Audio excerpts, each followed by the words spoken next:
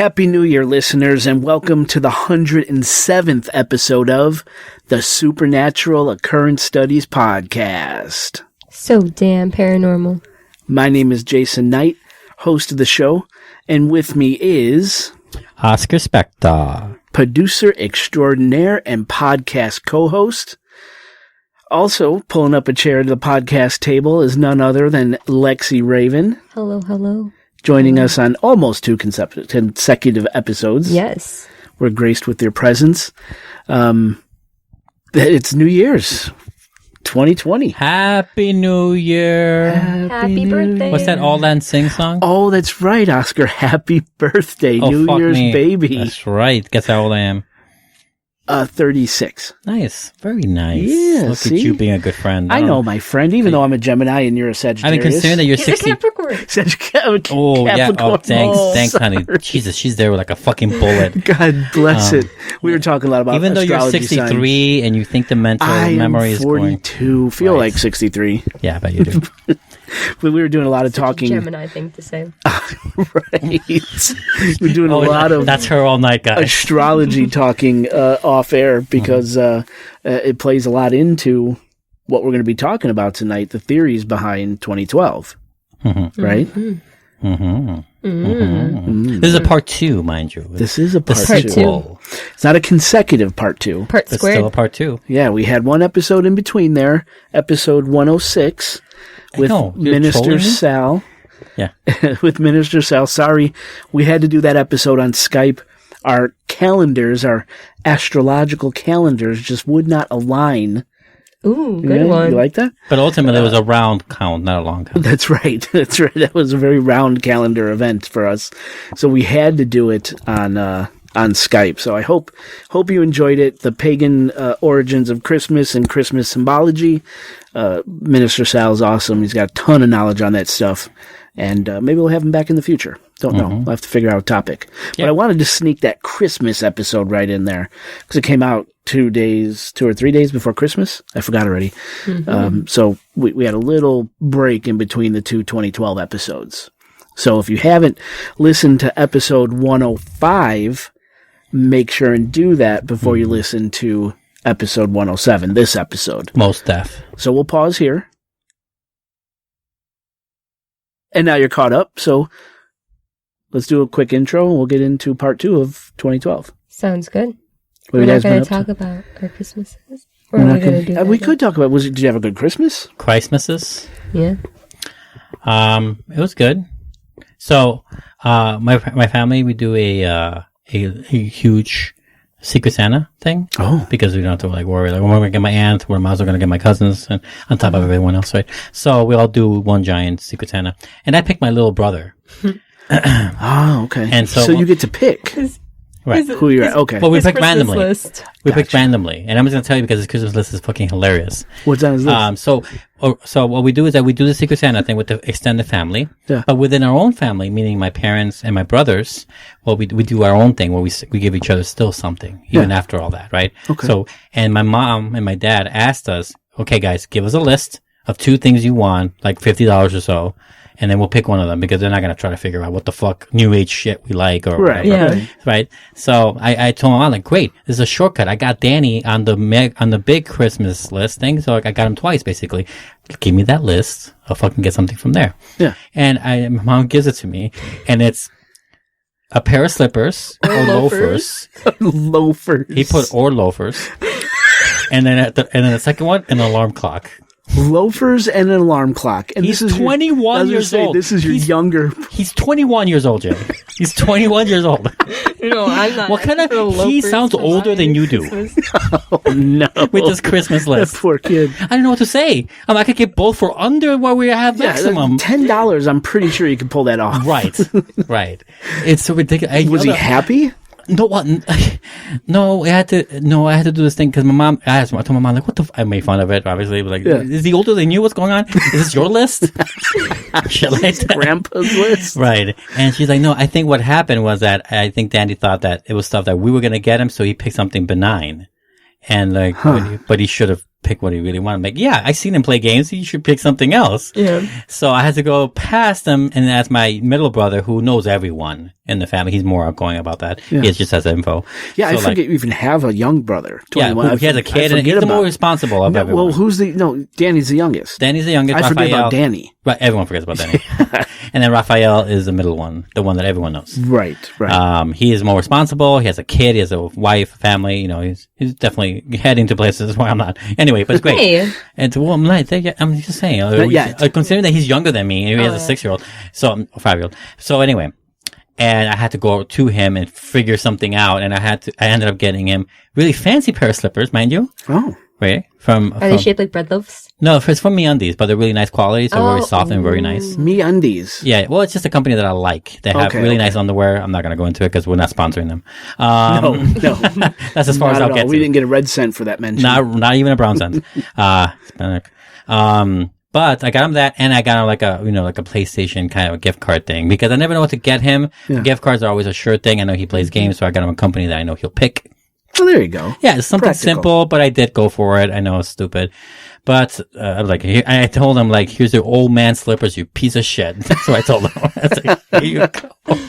He laughed. It was great. Well, it sounds like it was fun. So I'm just telling you that one little bit. But the rest was fine. It's good. Good. Family's good. Yeah. Good. Lexi, how about you? Christmas at my house was canceled, or at my grandma's house was canceled. Oh, that's right. Yeah. Why? Because backstory on my family. My grandma, very passive aggressive. Oh man, I gotta show you. Can I show him this text? No, I mean, okay. Sure. How about paraphrase the text? Okay. Yeah. I'll paraphrase the text. Nice, Jay. But I need to look at them real fast. So as I'm looking for... So I'll put a paraphrase. So as I'm looking for these texts, I'm going to try to explain my grandmother. My grandmother is very, like, nitpicky. Like, if we don't do things the way she wants them, it's just don't do it at all, you know? Okay. Like, it's either my way or the highway. Such a Capricorn. I could get behind that. Yeah, So- I get that. Such a Gemini. So basically, over these texts, my mom just had surgery like a month or two ago. Mm-hmm. So my mom said we might not be able to make it for Christmas, but we could have it at my house. And then she's like, fine, I don't want anything for Christmas, whatever. You don't need to come over at all. Very passive aggressive. And my mom was like, whoa, I just said I might not be able to come over, but you could come over to here. We could still celebrate Christmas. And she was like, oh, on that note, I want this, and this. All of a sudden it was a party. Yeah. So it's 2 paragraphs. One, how like so passive aggressive, and then the other one just like a paragraph of stuff she wants, pretty much. Oh, wow. So the thing with Christmas is my aunt, her daughter, and my aunt's husband, my uncle, they were going to her ex-husband's house Christmas morning. Don't ask me why people. Whoa. My grandpa. So she canceled Christmas. God. Because they were gonna be there Christmas morning. So, I mean, I was in Arizona until Christmas Eve, which was nice. So I celebrated my Christmas a little early, and then I just spent time with Oski after. Oh. Yes. So I guess I didn't realize you were in Arizona. Yeah. Did you go to Sedona? I did not, no. Oh. I really wanted to. Did you get your chakras worked on? No. At the auto shop, right? At the chocolate shop. Did you get a tune-up? It's tune-up, right?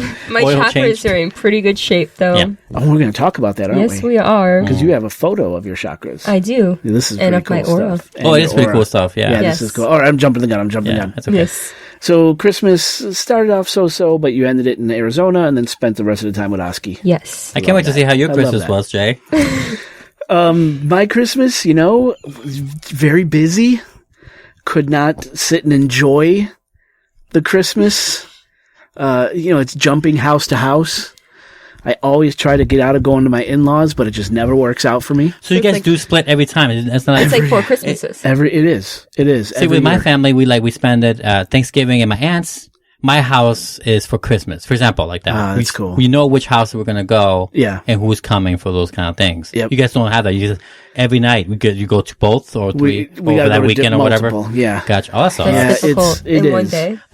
In one. Well, between Christmas Eve and Christmas Day. Yeah. So it's go. Can't even sleep in. Can't even let the kids enjoy their gifts because now it's like, all right, you unwrapped your shit. Go take a shower. We gotta go. I always have my Christmas how it used tradition. to be at my house before everyone moved out of state. Yeah. Yeah, it's it's rough. I had to fight tooth and nail to have Thanksgiving at my house. Christmas, I wasn't going to get away with.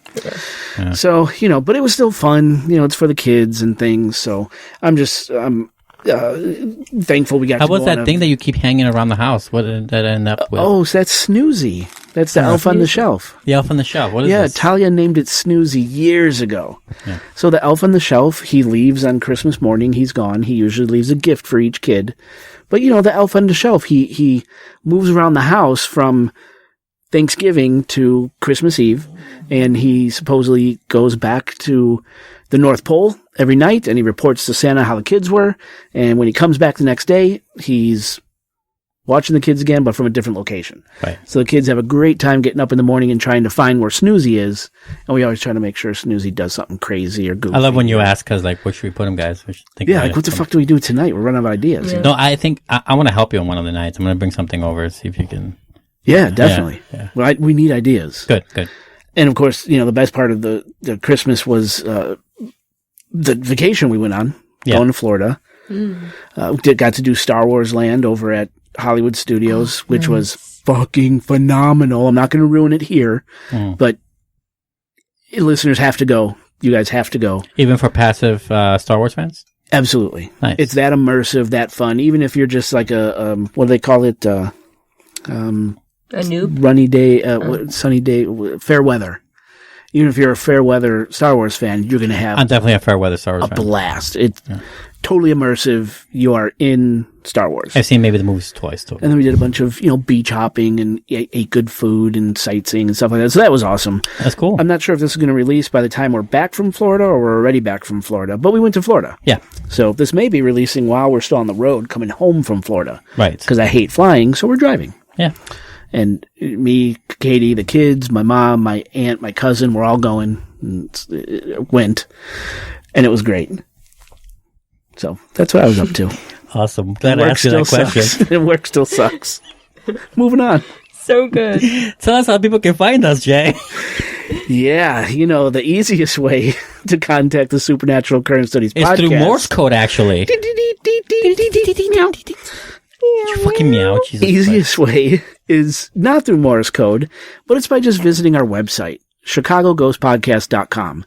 Click on follow, and from there you can get to our Facebook, our Twitter, our Instagram, YouTube. Got a lot of cool shit on YouTube, guys. Mm-hmm. And of course, our Patreon. And speaking of Patreon, if you love the Supernatural Current Studies podcast and you want to hear episodes no one else gets to hear on our regular feed, I suggest you run on over to patreon.com/Supernatural Current Studies podcast, or click the Patreon icon on our website, or click the Patreon link in the show notes and pledge your support for the show. For just $5 a month, that's just 17 cents a day, guys. It's nothing. You'll get immediate access to ad-free podcast episodes and exclusive Patreon-only podcast episodes. And there's a bunch of them up on Patreon right now.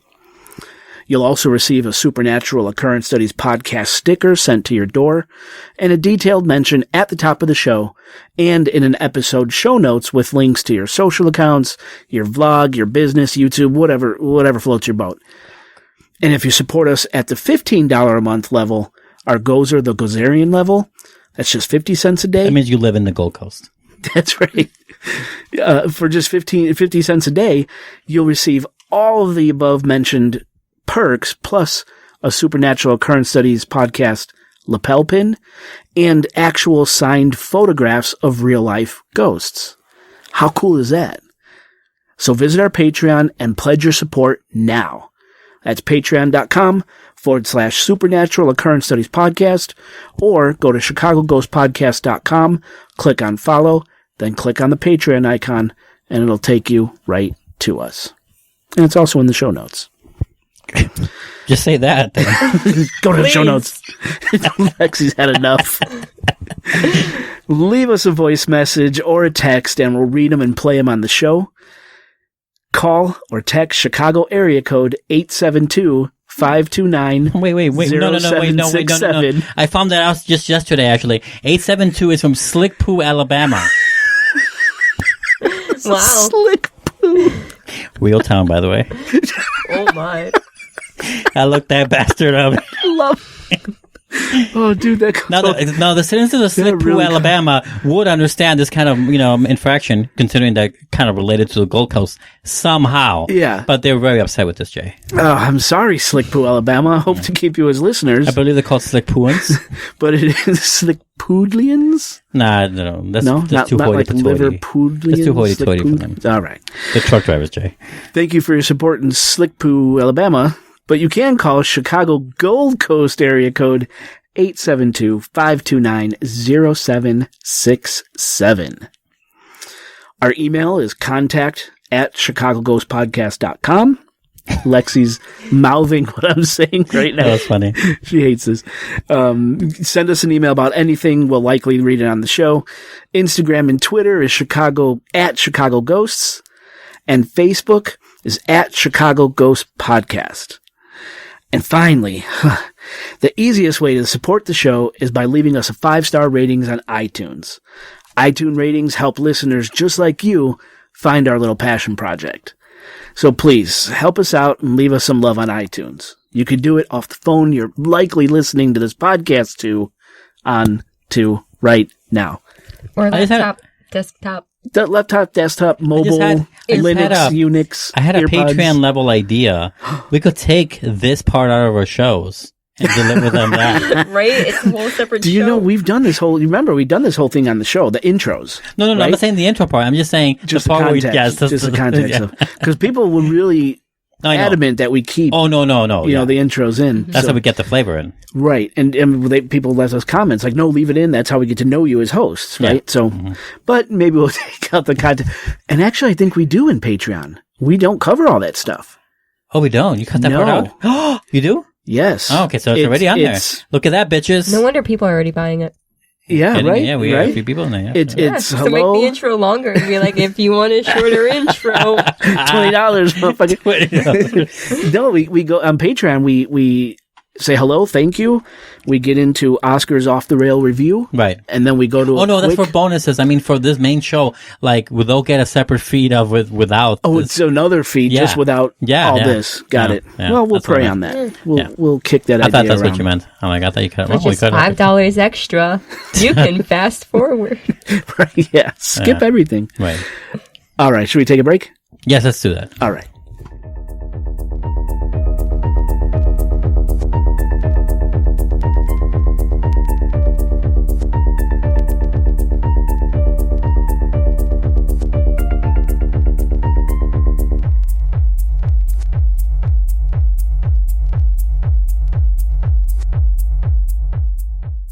Listeners, welcome back to the show.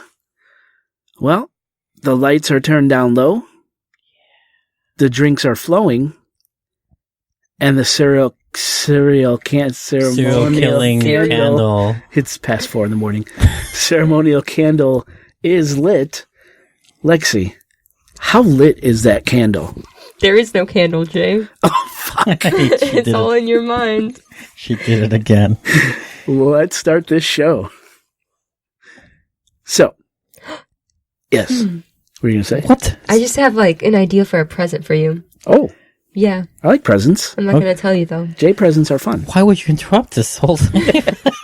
No, it's a good interruption. I'll let that one slide. My brain just goes places. And if I don't say it to remind myself, okay, it'll just go away. And now it's immortalized in the podcast. So if I ever forget, I could just re-listen. Exactly. Don't edit that out because give us an extra play. Now I have to not terrible. edit it out. Give us an extra play. Yeah. Right. Thank you. Can I continue? Yes. Okay. So, in the last 2012 episode, podcast episode 105, we dove fairly deep into the history of the Maya people, namely their achievements, their prophecies, and most importantly, the Maya long calendar and the 2012 doomsday prophecy. And we finished off episode 105 stating that something really might have happened on December 21st, 2012 at 11:11 UTC, or Coordinated Universal Time. Something really did end, and we just might not have noticed that it happened. So what does that mean? Well, to understand what I mean by something happening without us really realizing it, we have to look to the stars. at something called an astrological age. Now, an astrological age is a time period in astrologic theology which astronomers claim parallels major changes in the development of Earth's inhabitants, particularly relating to culture, society, and politics. You got that? Politicking. There are 12 astrological ages corresponding to the 12 zodiac signs in Western astrology. And an astrological age lasts approximately 2,150 years. Wow. An astrological age could also be defined when a precise 30-degree shift of the March equinox happens in front of the backdrop of the stars. Now, an astrological age occurs because of a real motion of Earth, known as the precession of the equinoxes, which, for example, causes the identity of the current pole star to change over time. Now let me stop here and briefly describe a pole star in case you're wondering what that is. Thank you, as I was. Thank you. I was too. Now, a pole star is a bright star that could be seen in the sky in northern parts of the world when one looks directly towards the north, and is the star or point at which the heavens appear to turn or rotate. This is also referred to as the North Star. Today, our pole star or North Star is Polaris. A famous past pole star that we actually talked about on this show, which was visible when the pyramids of Giza were being constructed, is Thuban, one of the stars in the constellation Draco the Dragon, which lines up with Serpent Mound, a geoglyph oddity in Ohio that we visited and then talked about in Supernatural Occurrence Studies podcast episode 85. So this pole star is a North Star, and it changes over time. Yeah. That's crazy. That's crazy to think about. Yeah, and I was really surprised to find that it correlated to something we've covered before. You think that would be like a rock-solid, never-changing thing about our state? Nope. And that's that's all part of it. Things change. Yes. Going back to change, right? From episode 105. Definitely. The North Star used to be Orion, right? Orion. I think so. Yeah. I think it was at one point. That was cute, though, Orion. Sometimes when I read it, I think of Oreo. I get it. Yeah. Anyway, the cycle of precession of equinoxes in total lasts 25,800 years. And there are 12 constellations of the zodiac. So if you divide 25,800 years by 12 constellations, roughly every 2,150 years, the sun's position at the time of the March or vernal equinox moves in front of a new zodiac constellation. We call this the shifting of an equinox point. And so a vernal equinox happens when the sun moves north across the celestial equator. And what, you might ask, is a celestial equator? Well, I'm glad you asked. Did I, though? A celestial equator is an abstract projection of the Earth's actual equator into outer space. It's our equator imagined in the skies. So I know that was kind of a lot that I said there. So to recap, we have an astrological age. An astrological age is defined as lasting 25,800 years, or when a precise 30-degree shift of the March equinox takes place in front of the backdrop of the stars. Kind of rotates. Could it be 25,772 years? The number I got was 25,800. No, I know. Yeah, so see, there's discrepancy already. No. Right? Okay, keep going. Okay, so because I just want to recap. So we got astrological age, 25,800 years, or the time when a precise 30-degree shift of the March equinox takes place in front of the backdrop stars. And since there are 12 constellations and an astrological age lasts 25,800 years, the math falls out to every 2,150 years, the sun's position at the time of the March vernal equinox changes as it moves across the celestial equator and positions itself in front of a new zodiac sign. And the celestial equator is our earthly equator imagined in the skies. Got all that? Yeah. I do. It's a lot. It's reminding me of a lot of one specific point I was talking about with that number I had mentioned, the 25,772, is the precession that the Mayans figured out with the galactic event that started their long count. Yes. Yeah. It could be. It certainly could It's just so close to it. Yes. It is. That's insane. Oh, that's where you were driving with. Yeah. I see. You're right. Oh, I didn't put two and two together when I was building the story. Let me just really quickly reread that sentence real quick. The more rare alignment, this is a cosmic alignment, mind you, in relation to the galaxy with the sun. The more rare alignment occurs during a 400 consecutive year period and within a precession cycle of 25,772 years. And that's something that they knew. The Mayans. Yeah. Wow, that's crazy. Can I also mention something? Yeah. So, basically, when I was doing my own research on like the next age, it says that it's estimated to be exactly 150 years until the next age. Okay. From what, this point? Yes. Okay. Got it. Yeah, you're right. And astronomers, they do disagree about what we're going to be talking about here. So it's interesting. Yeah. You have to take all this at face value. Yeah. You really do, you know. And I hope all that recapping wasn't too confusing, but I wanted to establish how this stuff works, because I am getting to a point here. Yeah. All right. So what could have happened on December 21st, 2012? As the sun once again crossed the celestial equator and entered a new zodiac constellation. And that constellation that the sun moved to, is Aquarius, as in the age of Aquarius. Think of that song from 1969 called The Age of Aquarius by the band Fifth Dimension, a really trippy psychedelic song. This is the dawning of the age of you guys know what I'm talking about? Yes, I do. I think it was at the end of Ron Burgundy. Do you remember? I never seen that movie. Okay, yeah. So that's what we're talking about. We're talking about the age of Aquarius. Now, the age of Aquarius is said to begin when the March equinox point, or the sun, moves out of the constellation Pisces and into the constellation Aquarius. Now, some astrologers, like I said, not all, they can't agree on this point, but some of them say that the age of Aquarius actually began in 2012 on that date. December 21st, right? I believe that it jump-started. Yes. Because the 150 years is just so close. Considering it was 2,000 years already, it could have jump-started based on our frequencies, based on how we're evolving. Right. We could have shifted something. Right, and that's what some people believe. That's because they believe...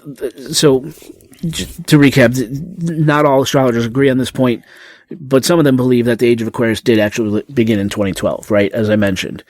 That's because these astronomers who believe this say that the star Regulus in the constellation Leo, the lion, marked the ancient border between the constellations Leo and Cancer. Regulus moved to within 30 degrees of the September equinox point in 2012, meaning that Regulus left the sign Leo to enter the sign Virgo in that year. Presuming Leo and Virgo were equal-sized constellations in antiquity, that places the border of the constellations Pisces and Aquarius at 150 degrees, wow. Lexi, west of Regulus, or at the March equinox point. Through this reasoning, the age of Aquarius is said to have started in 2012. Now, it might be a little confusing, I know, and all I could do is go on the astronomer's word on this one. But was this changing to the age of Aquarius, the ending and rebuilding the Maya predicted with the resetting of their long calendar in 2012? So what's the age of Aquarius? Now this is some really hippie New Age stuff. In this scenario, where the age of Pisces ended in 2012, leading to the age of Aquarius, what was ending in this scenario were humankind's traits, and ways of thinking and perceiving associated with the age of Pisces. Now, the age of Pisces was known as the age of monotheism, in other words, one God, and the age of spirituality, and the fish. As Pisces, the zodiac sign is a fish. Jesus is believed to have been born during this time, and his symbol is the fish. Right. The age of Pisces is considered a spiritual age, but our spiritual side is seen as the truth hidden behind humanity's 5 senses: hearing, seeing, smell, taste, and touch, right? The age of Pisces saw the rise of Christianity, Islam, and Buddhism, and the Pisces age attempts to elevate mankind spiritually, to have man see everyone as equal, and cultivate love, compassion, and kindness. But notice how I said the Pisces age attempted to attain these things. Because at the same time, all the early religious wars and countless deaths took place because people didn't share the same religious beliefs. The age of Pisces also saw the fall of Rome. It began with the fall of Rome, actually. And during this time, we got global warming, new diseases like AIDS, and the depletion of natural resources, and our oceans began to fill with plastic. We had we had terrorist attacks and wars. The age of Pisces was dominated by the hierarchy of power. In order for someone to be happy and successful, in other words, just to be, they had to find something or someone to believe in. And when and if that something or someone was found, in order to be, you had to attach yourself to that someone or something and be led by it, be it a religion, a political power, or a charismatic leader. The keys to life in the age of Pisces were hidden and secret in the halls of power and in the churches. You didn't have to find the keys yourself. You just had to follow the leaders who held the keys. Mm. So even though the age of Pisces attempted to bring humanity to a better level, it ultimately failed to do so. It seems like I would agree on that point. Yes. Right? How we are now? Yeah, definitely. How it feels now. Definitely. Not just this country, mind you, a lot of places. So you guys are buying into this a little bit? Yeah. A little bit. Lexi, anything to add? Because I know this is right in your realm. It is. I want to add why I think that the age of Aquarius already started. Sure. So, like, think of the children now, the people my age, people younger than me. They're nothing like that. What they know as normal is the stuff that I'm into, the spiritualism. It's like a new race of humans being born almost. We don't, like, usually conform to that type of, like, religion, control. Hierarchy of power. You're right. I would agree with that. We're completely different from, like, the boomers or... motivated by completely different things than my generation, the generation before and before and before. That's why I think it already started. That's interesting. Because we're completely different. Yeah, we're in, like, the same generation almost. Yeah. It's interesting stuff. That's a good one. It really is. So again, even though the age of Pisces tried to bring humanity to a better level, it failed. And that's what the age of Aquarius is for. According to New Agers, and possibly the Maya, every person on Earth will be affected by the shift from Pisces to Aquarius. The age of Aquarius is dominated by networks and information. Nothing is secret any longer. Those halls of power destroyed. All information is available at the fingertips. Before, with the age of Pisces, information was organized by and held by powerful hierarchies and religious institutions. In the Aquarian age, information is available to all, thus creating a certain equality among man. The catchphrase of the age of Aquarius is be to be, meaning accept yourself as a whole. Someone who doesn't need to believe in something or someone outside of oneself. Age of Aquarians find knowledge and wisdom within themselves. In other words, they finally become enlightened and enjoy a much happier, harmonious life, not only with ourselves, but with our fellow man as well. In the Aquarian age, we control our own destiny. There's a push for self-help, self-improvement, self-awareness, meditation, yoga, alternative medicine, natural foods, environmental consciousness, and open sexuality and open spirituality. The age of Aquarius will be the age of universal brotherhood, where we solve social problems equitably for the benefit of all. And we use the ever-increasing technology and improving machinery to help us toil less, thus allowing us to spend more time on intellectual and spiritual improvement in order to increase our vibrational frequency to achieve a higher state of being or consciousness.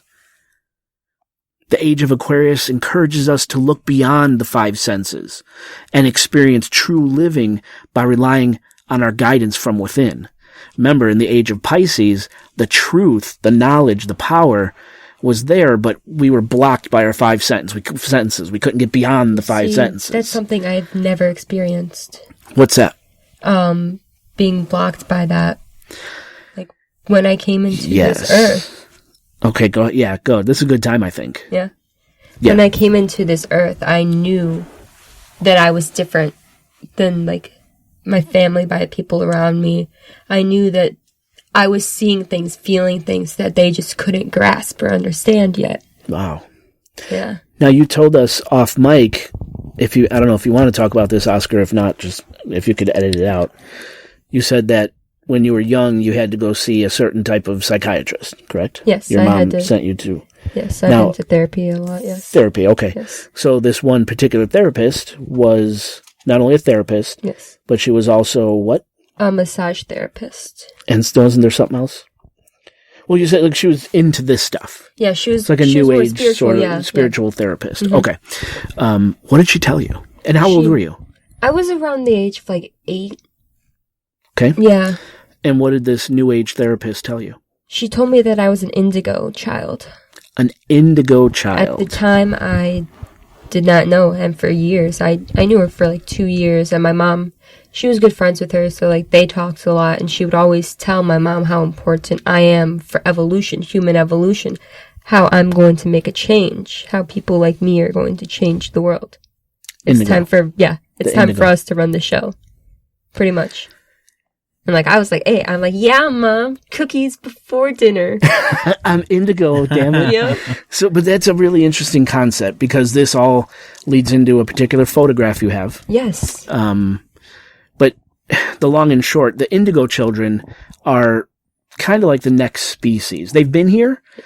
It's said the indigo children started with the flower children of the 60s, but drugs got in the way and fucked it all up. Now here, in the age of Aquarius, they're reemerging. Yes, indigo, crystal, rainbow. Indigo. So indigo, the children of indigo are crystal. I believe so. Yes. And then rainbow falls. You're right. Rainbow falls in there somewhere. I just don't remember where.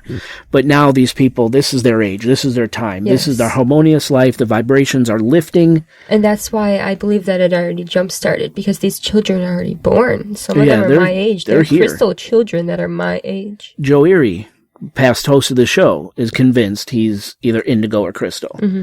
And there might be something to it, because he's had some weird shit just like you. Yeah. Right? A lot of people I have met are just like awakening to this. Awakening, right, exactly. That's what this is all about. That description I read of what Aquarius is or should be, that's what it is. It's awakening. Yeah. It's self-awareness, self-awakening. Would you say that the people in the 60s, the hippie movement and all that stuff that went on there, they were just victims of being too early? Like they were trying too early because I think so. Because of the senses being blocked, because of their need to have a religious leader to experience such relief in the mind. Earth wasn't ready. It wasn't the right time. I think you're onto something with the senses being blocked, and then add the rampant drug culture. Yeah, I think. But also, people who study this are right. That kind of killed it. Like we mentioned this before. Was it in the last episode? I hope it wasn't off mic. I think it was in the part 1 of this episode. Episode 105, guys. We talked about how their need for a religious leader, of any kind, I guess. Like in the age of Pisces. Right. Which they would have been in. Right. According to this theory. Right. Right. You're right. That their need for the leader, which seems to be not to be, Or what was the thing? B2B is Aquarian. Right. I'm saying it's against that. It's not being it's not looking in yourself. It's looking the answers through an organization or a religious or a cult leader. I have a perfect theory for this. What? I think they were jump starters. I think their entire purpose for that lifetime was the flower children. Was to come here and just jumpstart that, to put the idea out there for people like us now to rethink on the past, to really kick it into action. Well, either way, they were set to fail at the best. Yeah, best case scenario. It was set to fail. Yeah. But they got the message. They got the message, the energy, the vibes out there. Yeah, that you're now picking up on. So putting that daisy in the muzzle. It's like how disaster needs to strike before we see a rainbow. Oh man, this is great stuff, guys. That's really good stuff. Is it possible the flower children were the first indigo children then? I think so, yeah. Because there were indigos in like the 60s, 70s. Because, let me think, my mom was a flower child. Mm-hmm. She was a hippie. I'm her offspring, so I would, if I had the traits, would be... Crystal. Maybe that's how it works. And then my kids, who Talia, we've talked about many times on the show, has that something. Yeah. She would be rainbow. Is that how it works? Look up the age groups. There's as we talk. But before we do that, we got to talk about this picture, because people are like, okay, you're indigo or you're crystal, whatever. Yeah. Lexi has a picture, and she's going to allow me to post this along with this episode. So look in the show notes for a link to this photo. And it blew my mind. It's incredibly interesting. Could you describe that photo for us, Lexi? I can, yes. I got 2 photos taken. The first one was a picture of my chakras, and basically my aura around it. The second photo is just like a basic aura photo. Basically, circling around me is purple, blue, white. Mist or fog or something. Like it's thick, it's dense, it's clearly has color. Around like top of my head and like the rest of my body is purple. Once you get above my head, it turns into this blue white color for the aura photo. I can see that. Yeah. And your chakras are clearly visible. Yes, they're very visible. My third eye chakra is by far the largest. So what does that mean? The third eye, it's like the psychic ability almost. And it's the biggest chakra in that photo. It is. I can see it. Yeah, it's way bigger. Yeah. And you said your heart chakra was the other big one. Yeah. That's the one right there in the middle. It's the green one. Yeah, so just to kind of describe it, because this is an audio medium, right? So you got, it looks like 1, 2, 3, 4, 5, 6, 7 chakras, right? So you got one way at the top. I'm assuming that's crown. That's the crown, yes. And to me, it's purpley. Yeah, it's like a purple, white color. But look above. Look at those white. Yeah, there's a bunch of white dots or orbs. Like above my head. Yeah. Yeah. And then, so you got your crown, which is purpley. Then you have, what's the next one? That's the third eye. That's the third eye. So it's like, it looks like it's right smack in the middle of your face. Yeah. Now, when I say the middle of your face, you are like a shadow outline almost, right? Your body. Yes. Okay. Going down from there, throat chakra? Throat chakra. Okay. Blue to me, right? Then you have your heart chakra. Yes. Big old green. So you have a big heart. And then it's the solar plexus. Solar plexus chakra, that's like a yellow. Mm-hmm. And then, is that that's the sacral. Sacral, so that's your abdomen? Yeah, it's like... Belly button area? Yeah, right. Yeah. Okay, that too is like a bright lemon yellow. Mm-hmm. And then you have, I'm going to call that the Vajayjay chakra. It's the root chakra. The root chakra. And that's like a reddish pink. Yeah. Which is true. That is incredible. Oh, I see what you did there. That's funny. I see, but it's incredible. It's incredible. And again, on the all outline of your shadow person, there's this heavy purple haze with these strange dots above your head. Yeah. If you look closely, it's hard to see from the picture, but if you look closely at the hands, they're green. The woman mentioned that. She said that green is the heart chakra, which means I have healer hands, which means I'm meant to be an energy healer. Really? Yeah. She was like explaining all this because what she said after she took the photo is she looked at me and she said, you have the aura that people work lifetimes to achieve. Like, this is what, like, enlightenment looks like. Damn. And it's just natural, which is what indigo is. Indigo, basically my understanding of indigo and these other children is they come to Earth from a higher plane, a higher dimension, to jumpstart this event because we've lived through it before. We've been here before. We're here to help teach you guys. We're here to help you guys adapt because you guys lived in the age of Aquarius for so long.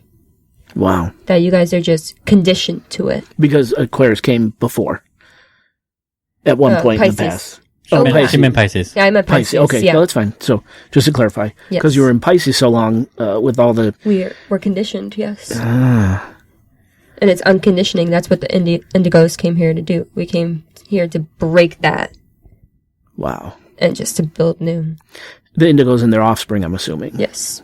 Interesting. And for the next generations for years and years. Now, this other photo that you have, and again, I'll post this as well. This is just of your head, your upper torso and your head, right? It's just like a regular aura. And the aura is bright blue and white. And then there's purple.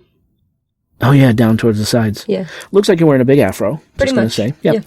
Yeah. So, like, the aura around my body is purple, but once you get up to the head, it's blue and white.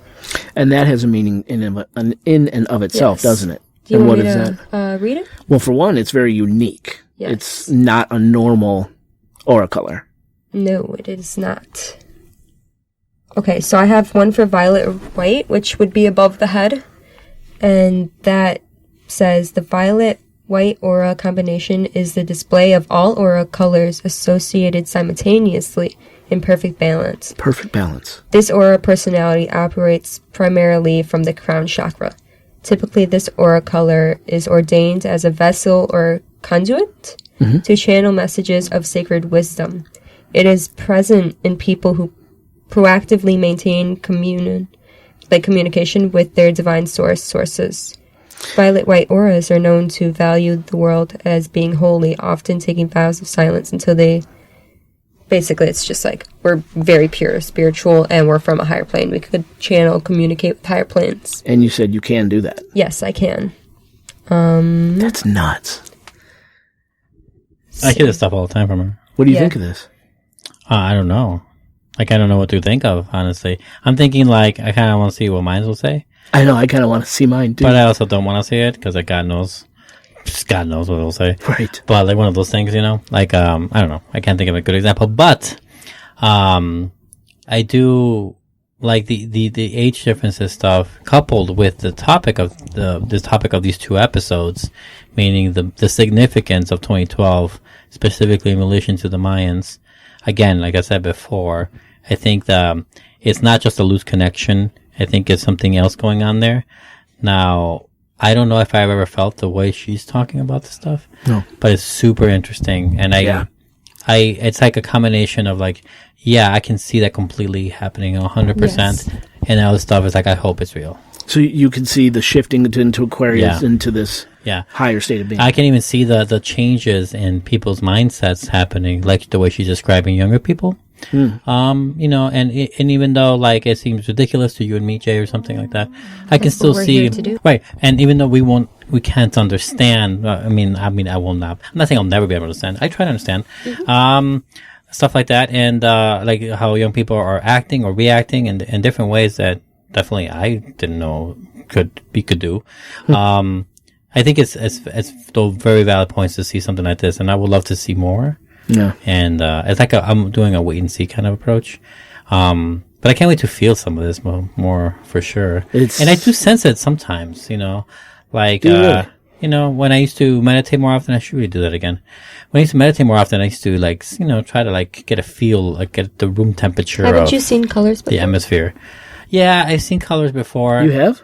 Yeah, I don't really talk about it because it sounds ridiculous in my head. But it's not. It's the new age, bro. I mean, shit, look colors. Look at this photo. No, I know that. I'm insane. saying, like, with my own eyes, seeing them in the air.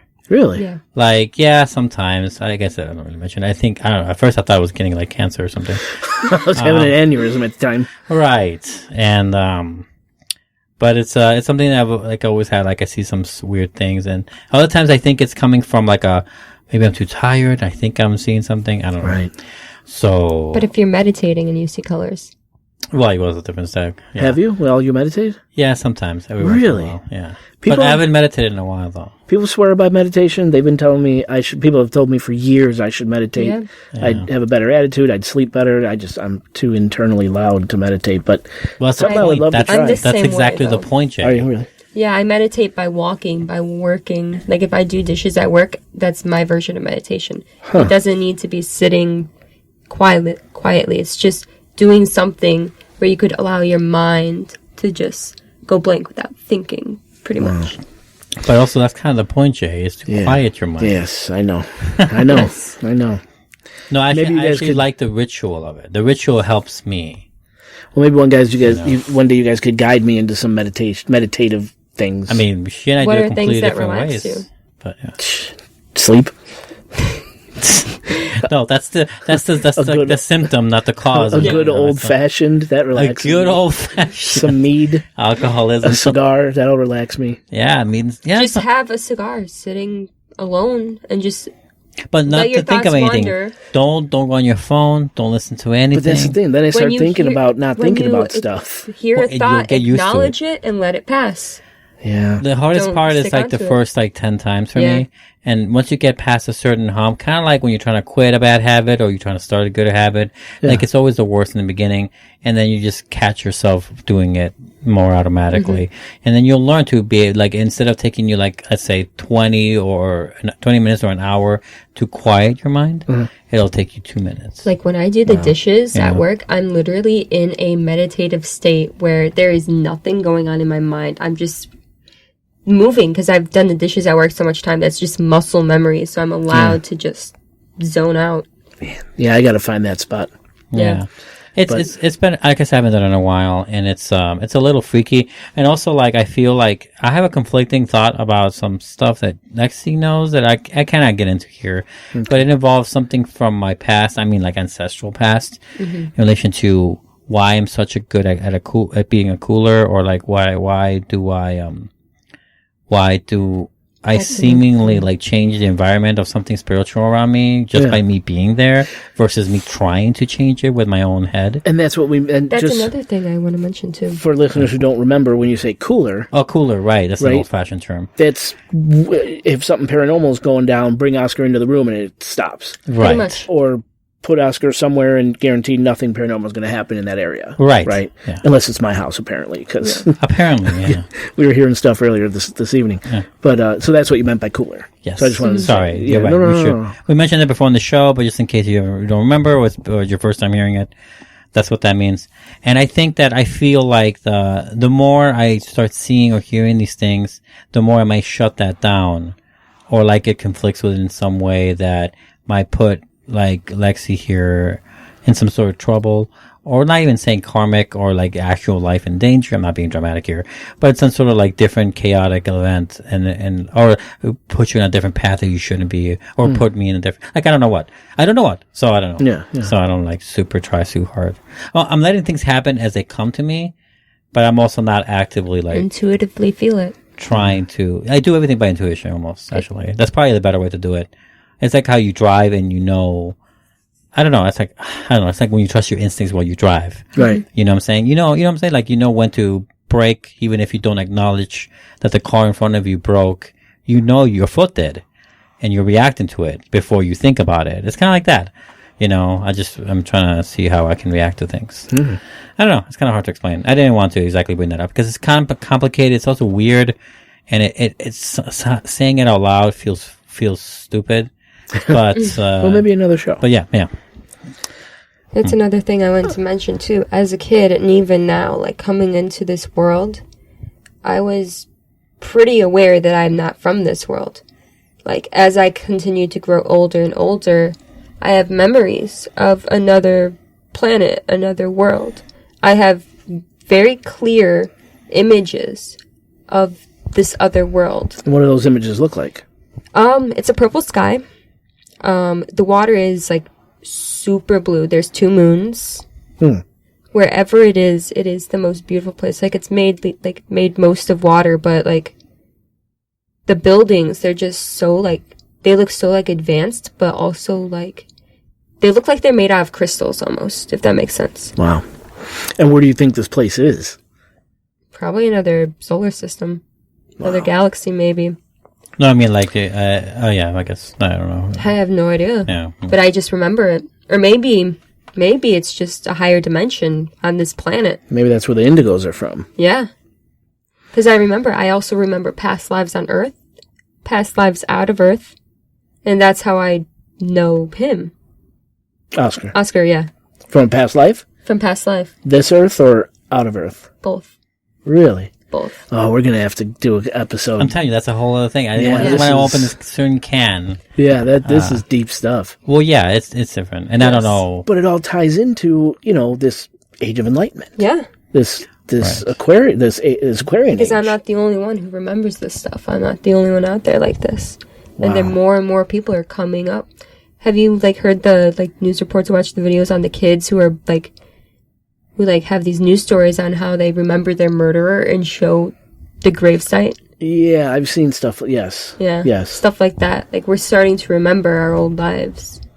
We're starting to evolve. Yeah, and I think you touched on something there. This is kind of silly, but the TV shows, right? Mm-hmm. Everything is about the paranormal today. It's accepted. It's cool. It's edgy. Let me look at this podcast, right? Yeah. Age of Pisces. No, that wasn't accepted. A lot of stifling in the Age of Pisces. A lot of stifling, exactly. Yeah. And then I guess one last thing I would say, we kind of hinted, and I'll hint again, we hinted in episode 105, because of this crystal child, or whether it is indigo, whatever that succession is, that you have, something happened with you and Oscar very recently. Yes. And when you told me the story, it freaked me out pretty bad. Yes. It's an intense little story that you experienced with Oscar. We're not going to say it here. Mm-hmm. We're going to cliffhanger that bitch again and talk about it in another show. Yeah. But that's going to be a hell of a show. Because that's an intense story. Yeah. Well, you like that story. I really do. You got way more out of it than I did. It sent chills. My entire hair on the back of my neck stood up when she told me that story. But that means it's true. That means that you could feel the truth of it. I don't know. I don't know. I don't know what to believe on that one. I hope it's not true. I mean, if it is, it's no big deal. They say, not to get, I don't want to get too into it, right? I know what they say, though. Right. We'll talk about that. Yeah, we will. But I'm not going to say we digressed there, because that was definitely topics that apply here. Yes. Yeah. To get back on track, remember the Age of Aquarius, it encouraged us to look beyond the five senses and experience true living by relying on our own guidance from within. All good stuff, right? But there's an opposite side to that coin too. Mm-hmm. And it's said the Aquarian age brings out the best and worst in people. So right now we've been talking about the best. It also brings out the worst in people.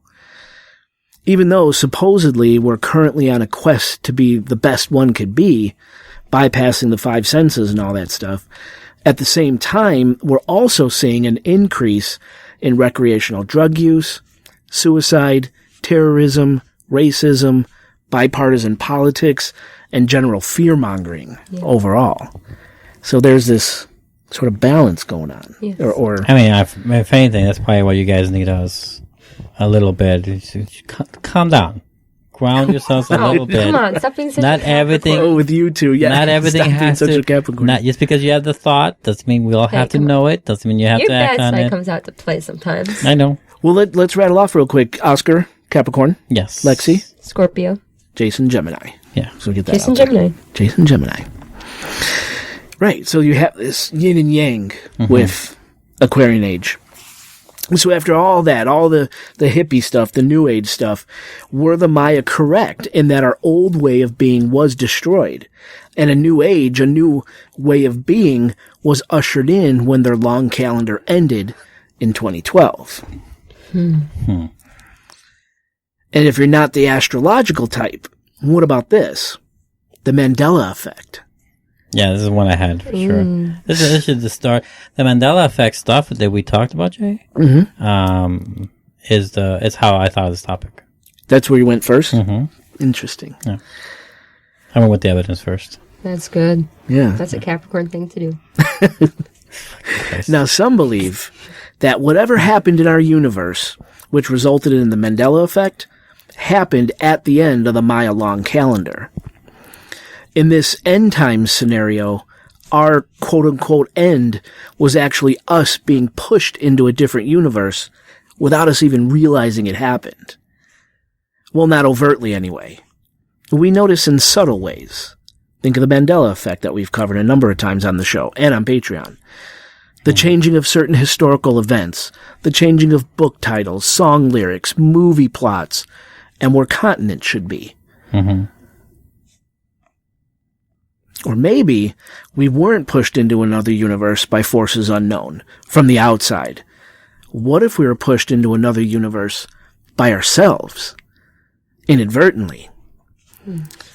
On December 17th, 2012, the European Organization for Nuclear Research, also known as CERN, concluded its 3-year Large Hadron Collider experiment by increasing the collider's power exponentially, which caused the Large Hadron Collider's particle beams to pump out twice the amount of work as they ever have in the past. And as we discussed in our 64th podcast episode called Holy CERN, listeners, check it out. The Large Hadron Collider at CERN, which also, by the way, discovered the God particle, or the Higgs boson, in 2012, is not the only advanced particle collider in the world. In fact, there's many, many particle colliders located throughout the world. And in our Holy CERN episode, we talked about how all these accelerators firing up at the same time, smashing particles at the speed of light all around the globe, could possibly affect space-time, warp it, punch a hole through it, or cause us to slip into some other reality without us even knowing it happened. It's crazy, I know, but it's a theory. Yeah. If you believe this theory, then the CERN Large Hadron Collider pushing us into another reality really is an end to one world and the beginning of another. An alternate one. Just like the Maya said. See, I think that in relation to the age of Aquarius, I'm thinking about the way we leave in the Pisces one and entering the age of Aquarius. I think the significant finding of CERN's activities in 2012 was that they were able to prove that the Higgs boson, Dr. Higgs boson, 30 or 40 years before this time, is the one who theoretically said that there's a God particle out there, like kind of an origin story particle, right? Yeah. And it's hard to explain. Mass to matter. Yes. Yeah. And it's hard to explain. Obviously, look it up, please. And, or listen to the old episode. Oh, listen to the old episode. 64. That's right. We did go through it. Anyway, is that the proving of it in 2012 is finding the first real ancient truth about the world. Not the world, the universe. The universe, yeah. Right. And finding that truth led us into this new age of where the truth is more transparent and not opaque. And that it isn't shielded or stifled against or anything of that sort. So it connects a little to the new age in the sense that it is a truism that we were able to finally say it's not theoretical anymore. We can just say it exists. Here it is. And now we can move on from this point. And the rest are discoveries that are made on top of this as a building block. You know, scientifically, of course, it works out that way, but it also works for the new age or the new age thinking, like the Aquarius age. Yeah. And it kind of connects both ways. I think it connects, it's a hand to each other. And that's something that, I don't know, did we mention it here? Science and religion kind of doing something together there? That was off the mic. That was off the mic, okay. But you're right. You're absolutely right. One of the signs that we're in the age of Aquarius, or the Aquarian age, is science and religion melding into one. Yeah. And creating a new religion based on that joining. I mean, if you want to go in the most positive route, not to say there isn't always a negative to everything, a con, CERN's opening night with science was the 2012 is the age of Aquarius. That's their opening night, was science first, and then now it's religion next, like to meld stuff together. Yeah. That's how you put it together right there, like easily. And there's a lot of like stuff, and I can mention so many fiction examples of this happening, but this seems it seems like it tracks with some of the stuff we're talking about. The awareness of multi-dimensions. Parallel worlds. Right. We're just talking about it so casually. Think about 20 years Oh, it's before. so casual, right? Think about 20 years before this. Yeah, no one would have talked about this. You look like you taboo. Yeah. You'd be sent to a psych ward. Right. Or like it would be just so casual. Yeah, it would be even hard to do it in a movie setting. Yeah. Like not 20 years ago, although definitely a lot less 20 years ago. But you think of 40 or 50. You would have been left out of the writer's room too, just even as a fictional thing. Like it's exponentially has grown. The way technology, which is funny that you mentioned that one line earlier about the technology used as a way for us to give us time to actually work on this stuff. Right. Yeah, I forget how you put it, and I almost said a joke about Apple Watches, but I wanted you to keep going. Watches. I really want one. I do too. I fucking want 7. I'll get 7 arms. I don't give a fuck. Shiva over here. Shiva, yeah. Okay. And I think she's like 6 arms. The rapid advancement in technology really mirrors along and just follows like lockstep with the advancement of I want to say creativity, I guess, or the arts, right? And comic books, from fucking TV to all of it, like they all touch it to a point where Lexi and people her age know this multidimensional stuff as easily as you and I knew about Christianity and stuff or whatever. Yeah. As easily as we know gravity and how that works. Like they just know it. We know it. It's true. You don't have to explain it. There's no exposition needed for this ever again. You don't need a bad guy to say, oh, what's that? That's an electromagnetic pulse. It just destroys all electricals. Back then in the 90s, they have to explain themselves. Nowadays it just is. I literally just came out of the womb saying, hey, I'm from another dimension. Yeah, like it's like that, right? Yeah. And it's a different mindset. It's like we're getting a guidebook or like an instruction manual, right? To how to navigate. Anyway, so that was one. Sorry, I didn't mean to digress again. And I have a bunch of things that could have happened too. Yeah, I don't know if we should go into some of them. Sure. Some of them you kind of mentioned, but the parallel universe. So there's discussion of us switching to a parallel universe, similar to what you said, or reality when the end occurred, either melting with our dimensional neighbors or creating a whole new one to escape certain death. So the idea that the collapse did actually happen, but we found an escape hatch, kind of thing, right? That's cool. The Mayans could mean that death is changed to shift, if you will, to another universe, therefore ending our time to the previous realm. Right. That's one. Yeah. How about splitting our realities? An alternate version of switching universes is that we split ours, or it was split through cosmic interference, kind of like divine intervention.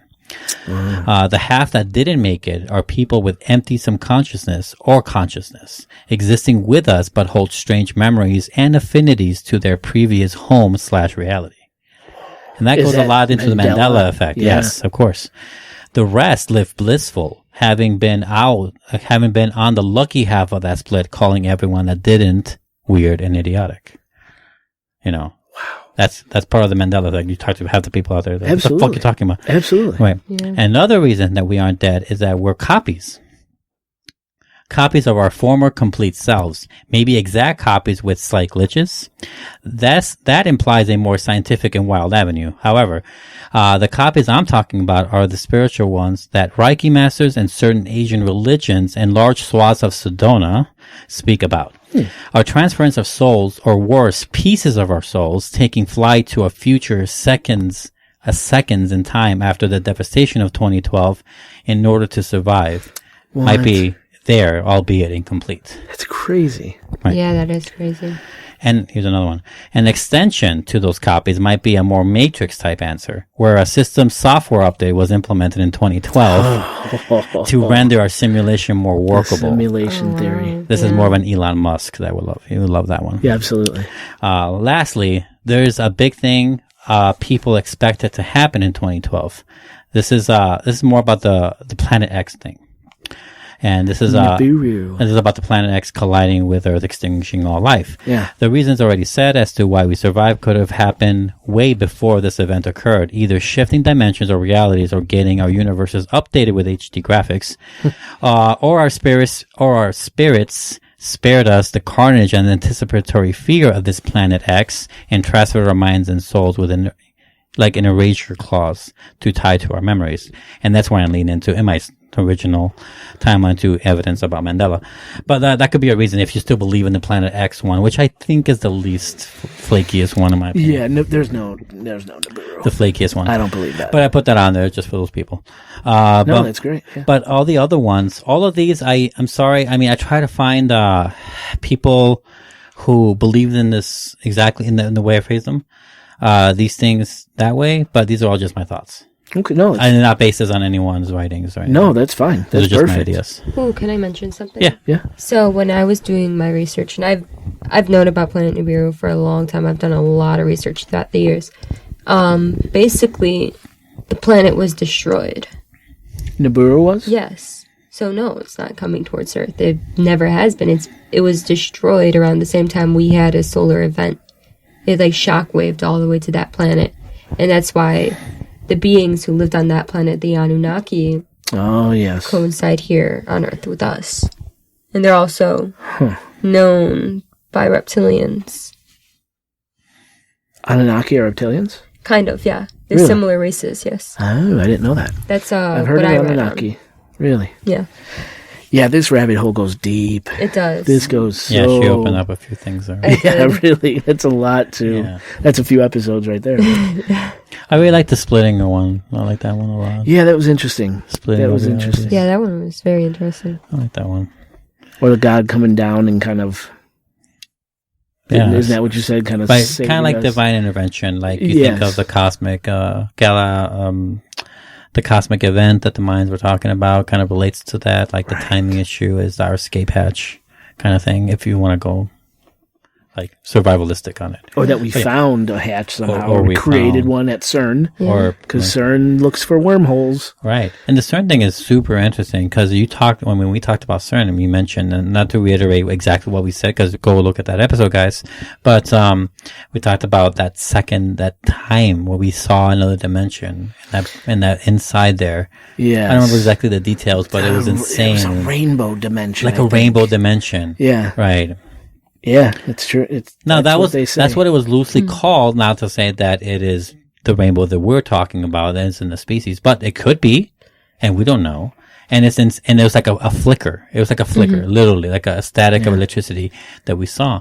And it's just I don't know what the fuck we're doing. What's on the other side? Man? I mean, I hope it's leaning towards something positive and not something like grand in scale that we can't fathom or handle. But it seems like people who are like thinking differently, like Lexi and her peoples, your people your age. I mean, we would know how to navigate it. It might be a little different, right? It might be a little different. Maybe we need them as well as the scientists who know all their numbers and shit. We could be the scientists. Figure it out. Yeah, we team up with the scientists. Yeah, it'd be fun. Yeah, that'd be an Avengers I watch. Right? Yeah. Right. That'd be fun. Can you imagine both of you in a car ride? No, that's not how physics works. Man, peace, bro. It's not. Okay, it wouldn't be I'm imagining something stupid. They just give me scientific things. I'm like, yeah. Numbers, bro. Yeah, but my gut feeling says go over there. Yeah. Great stuff, guys. I believe I have jumped dimensions before. It's a shifting thing. Shifting, yes. Really? Yes. And it's all on feel. Like you could feel as you move into a new dimension. What you does could it feel like? when you're in one. It feels like a slight change. Like in everything around you. Like you could see a color more vividly. You feel it inside your bones that something has just changed or something is changing. Like you feel like your vibration just jump either higher or lower depending on how you're shifting. Wow. I've never experienced that, that's for sure. Well, maybe you have in that some of those episodes you get sometimes. You think of that time when you heard Black Star. Oh yeah. Or you think of it's like a vibration change. You think of the reaction to drugs. That's so unorthodox, and 1% of the 1% reactions. That's true. Yeah, I cannot. And you think of your vivid dreams that you remember that you can get yourself out of. Yeah, I'm a lucid dreamer. Maybe you've had, and you just don't know what they was. God, we could go on forever with this. That's what I'm saying. Does I think, yeah. You think everyone does? Everyone does, yes. Yeah. It's just a change in your own personal vibration. Did Oscar shift in that one thing? He shifted many times. Yeah. Well, the one in particular. Hey guys, Yes. I'm shifting right now. The cliffhanger. Sorry. Oh, is that a shift in your pocket? I don't know if that was a shift or if I was glimpsing into like a parallel life. In prison I would shift. I think Big. Talk about different things. Okay, are I we? have a few theories on that one. And we're gonna. Well, yeah, get we're to gonna We'll have get to to. that, Yeah, Yeah, I was just curious. actually, I think you're tipping your hand a little. We want to Sorry. give some suspense. Yes. Here, Yeah, for sure. it's a good one. Da, da, da. So, That was Mrs. Sunset. at the end of the day, everything we talked about over the last 2 episodes, either you believe it's complete bullshit and nothing at all happened on December 21st, 2012 at 11:11, and we're still the same old miserable, distracted, self-absorbed selves we were at the end, we were before the mile-long calendar was set. And is that a cynical way to end the show or what? I had a whole section actually that was set for the end about people thought volcanic eruptions. Well, on that year, the seismic, all the stuff that the scientists did research. I like not anywhere near close that kind of thing. Yeah. No. Hurricanes, even though people did complain, there was a little bit more hurricanes. You think of that guy who committed suicide, he jumped off that building in Thailand. Taiwan, yeah. Taiwan, sorry, not Thailand. No. It was kind of extreme, but it happens every year. 2 or 3 happen in that scale every year. Same thing with earthquakes. Yeah. There's always several dozen of 5-point scale, a couple 2 or 3 every year of the 8 to 9 scale, and that's high on the Richter scale of earthquakes. So all these are explained really easily. Yeah. And the solar flares I explained definitely in the first episode of this part 2. And look, a lot of this can and it isn't. And the planet axis is by far the weirdest and most ridiculous in a way, because we would have seen that coming, obviously, among other things. And they're super interesting. And it seems like what the Mayans believed, or what they meant by death or destruction, if they even meant that, because who knows what they actually wrote on the fucking tablets. Yes. Is that it's a preparation for something different, something change. Doesn't mean death. It never meant death, probably. And it just means you just gotta grow the fuck up. Yeah, I agree with that. It's a gigantic grow the fuck up. I agree with that too. And even if, because their religion and their science, meaning their mathematics, were entwined. People don't talk about that, but their priests did the math. You're right. Think about that. Great point. Think about that. We fucking slayed Galileo because he did math about astronomy. Back then, before those people, the Pope and all that stuff, killed Galileo for those fucking things, or whatever they did to him. This is Mayan culture over here that combined both things. You're right. Yeah. They were pre-Aquarius before we're in it. You know what I'm saying? They were doing it already. So they were the jump starters. The flower children picked back up on it. Yeah. So while pushed it again. So while most likely it's not all of the stuff we're saying, it's a little bit about all the stuff we're saying. I also want to mention something. Yeah. 1111.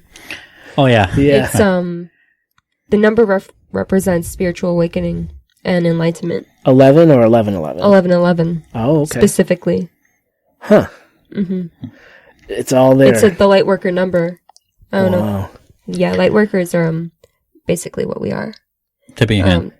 Almost. So there's even significance down to the time. Down to the exact time. Yeah, when you said that, I knew it meant something. I just didn't remember what it was. I jumped when you said that. I'm like, 1111, come on. Come on. Give me my in. No, that's good. I didn't realize that. Yeah. It's all here. I like the way Oscar said it, how it's a little bit of all of it. Yeah. Kind of. Could be all of it, depending on our reality or dimension. How long ago was that? 3,000 years ago? 4? 5? Roughly, I think it was 3. Yeah, 3,000 years ago, scientists and religion, right there. Yeah. All combined. Right. Oh. Cool. Anything else, guys? No, I think I'm done. No, I'm done too. That was 2012. Yeah, and welcome to the new year. And welcome to the new year. Happy 2020. We're still here. Happy 2020. I think we're still here. Yeah, I mean, are we? Where is here? Is the question. I mean, everywhere. In the land we're in, I think everywhere. they're called cast potting, not podcasting. Potting. Yeah, cast potting. I don't think all we need to know is we're inside the universe as well as we are the universe. Very good. I like that. That's a very Age of Aquarius thing to say. Right? How dare you? Right? Okay. Oscar, stay woke, folks. Stay woke, and Oscar, take us home.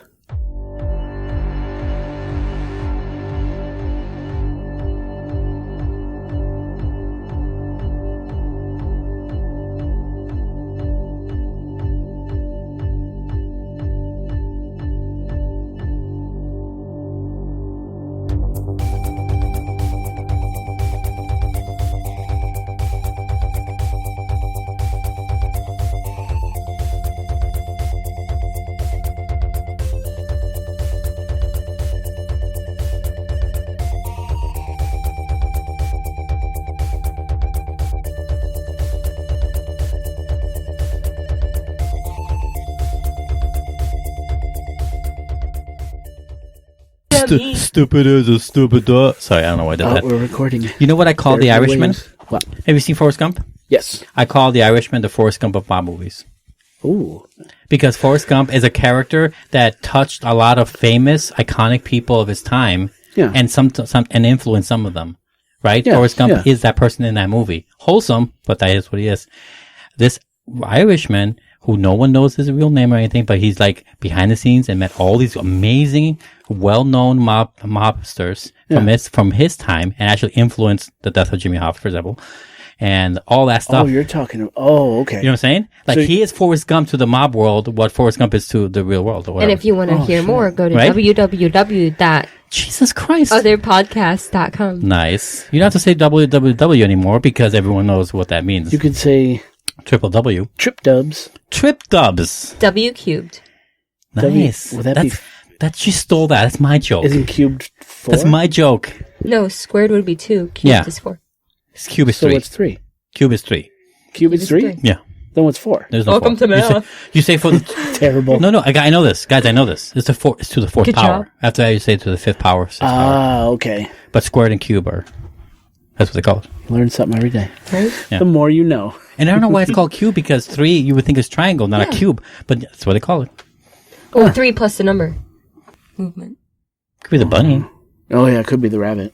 It didn't sound like in a cage, though. That fucker's loud. Well, I mean, it doesn't always sound like a cage either. It can make noises with the rustling. Can we go check? We really want to go check? How about you go check?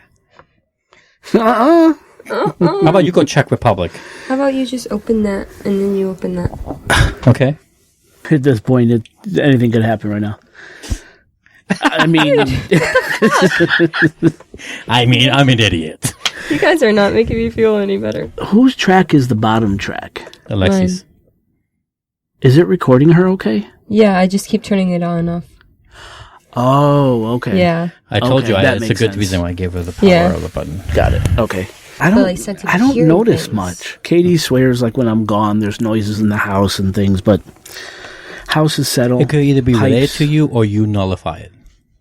Maybe. Because I apparently, I can exacerbate some stuff or I nullify it around me. Yeah. Sometimes it looks like something's protecting me, so I'll attack her, but not me. I don't feel shit, but she feels it, like the way I feel stuff here, but not you. I'm just super sensitive to it all. It could be that, or it could be something that you bring over, like that nullifies, like I said, maybe like you're the reason why it's good here, or when you leave it, like it's free to do whatever. Maybe it misses me.